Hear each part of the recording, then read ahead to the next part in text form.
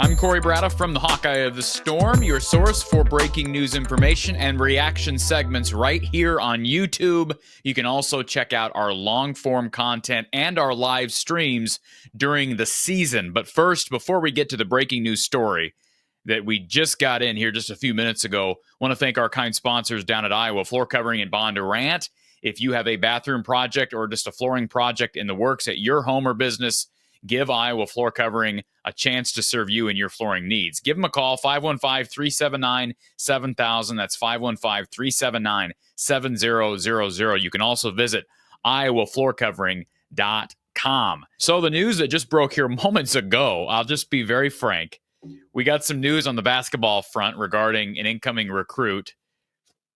Throwing that out, at least for now, because we got massive transfer portal news, and I know some people are going to probably laugh at me when I say that. That's not massive. He's not going to be the starter. Brendan Sullivan has hit the portal. Yes, Iowa quarterback. Trying to figure out when Cade McNamara went down, like half of last year, I guess, latter half of last year. Played some early in the year with Cade as the starter. Brendan transferred over from Northwestern. We saw a strong first half against Missouri in the Music City Bowl down in Nashville. He struggled, kind of folded in the second half of that game. It wasn't all his fault, but the Hawkeyes end up falling to the Missouri Tigers. But now Brendan Sullivan will head back to the transfer portal looking for potentially his third school. It's interesting. You look at the numbers for his Iowa career, his 1 year at Iowa, 2024. He actually put up pretty good numbers as far as passer rating is concerned. A 154.3 passer rating, threw for 3 touchdowns, 3 interceptions at Iowa last year, and had a completion percentage of 72%. Certainly more effective on the ground. That was the big calling card for Brendan Sullivan, even through fall camp. I kept hearing last year how much more mobile he was than Cade McNamara, and we saw that transpire. Brendan Sullivan turned some heads. There were some plays last year. I remember a play, was it against Wisconsin or someone early in Big Ten play, where Brendan Sullivan had a little toss and then ran to block for his pass catcher down the field. You could see the wheels and the speed that Brendan Sullivan had. And, you know, the one thing that you could say was lacking was the natural arm talent, although I don't think he had a bad arm. I think his arm was comparable to Cade McNamara's.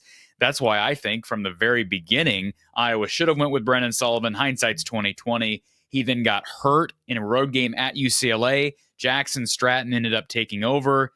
Brendan Sullivan finished the season against Missouri where he was up and down. One half was good, one half was bad.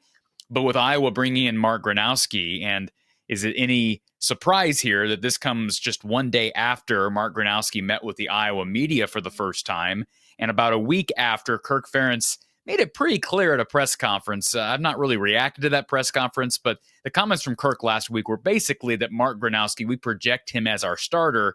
And even I commented a couple days ago on my show with Mark Rogers over at Iowa Football at the Voice of College Football. I thought, hey, if I'm Brendan Sullivan, I kind of take exception to those comments. I'm not saying that I would necessarily hit the portal at this point in spring ball. I'm not there every day. But it would make me think, this is a little disrespectful. I'm here competing. This guy's not even in pads. He's just getting back to throwing, coming off a shoulder surgery. And, of course, he had a really good career at South Dakota State. But I've done this at this Big Ten level. That's me. If I'm Brendan Sullivan as a competitor, that's probably where my thought process is. So I'm not saying there's any direct correlation with this. We have seen Iowa lose a couple of guys early in this spring period to the transfer portal. Now, I'm assuming, this is just breaking news, so I'm kind of reacting to some of this on the fly, but I'm assuming he's entering the portal as a grad transfer. Pete Nakos of On3 initially breaking this story, and he basically just reported that Sullivan has entered the portal, whereas guys like Gavin Hoffman, John Nestor have announced they will enter the portal, but I don't believe they technically can yet until after the spring period. Sullivan, I believe, can. Don't hold me to that statement because these things are changing all the time. The rules of the portal and all this stuff changing all the time. But I believe Sullivan would qualify as a graduate transfer. I think he's graduated. Again, don't hold me to that. But that's my guess, that he can be back in the portal now immediately. And so maybe there's some benefit in him doing it early if he knows that's where he's going to end up by the time the spring portal opens. Get in there early, get some schools on you early, and perhaps find a better landing space with even some maybe a potential NIL deal. And I do think he's good enough to play at the Big Ten level.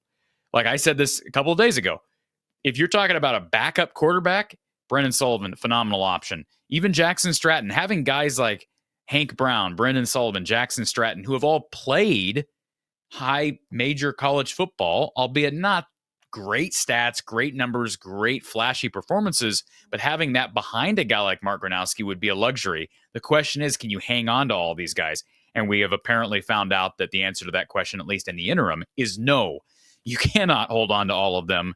But again, it sounded like Iowa believed Gronowski was their guy. You hate to lose a viable backup. And as we've seen the last couple of seasons, health at that position is in question. It's always going to be in question. You need depth. It's hard to develop depth at a place like Iowa at any position, let alone quarterback. Mark Gronowski's coming off a shoulder surgery, not a real serious shoulder surgery, but a shoulder surgery that has prevented him from being full speed in spring. So Sullivan will enter the portal basically having totaled for his career 23 games played, 172 completions out of 248 pass attempts, and close to 70% completion percentage, nearly 1,800 yards through the air, 13 touchdowns, 8 interceptions, and then on the ground, 407 total rush yards, 7 touchdowns. Like it or not, this is going to ruffle some feathers, people who are just homers and don't like to give credit to anybody that decides to leave.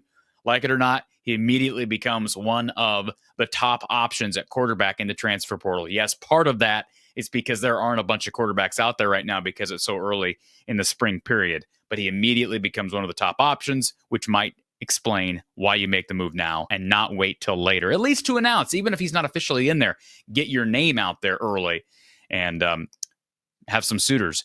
It sounded like during the offseason that Brendan Sullivan was going to come back to compete.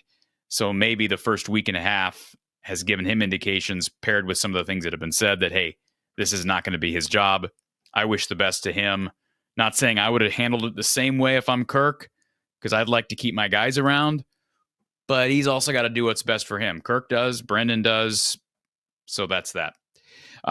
Brendan Sullivan will have, I believe, just 1 year of eligibility remaining, obviously, notwithstanding some change with NCAA rules. So that's the latest, folks. Just wanted to share that with you. Brendan Sullivan has reportedly entered the transfer portal, according to Pete Nakos of On3. Give this video a like.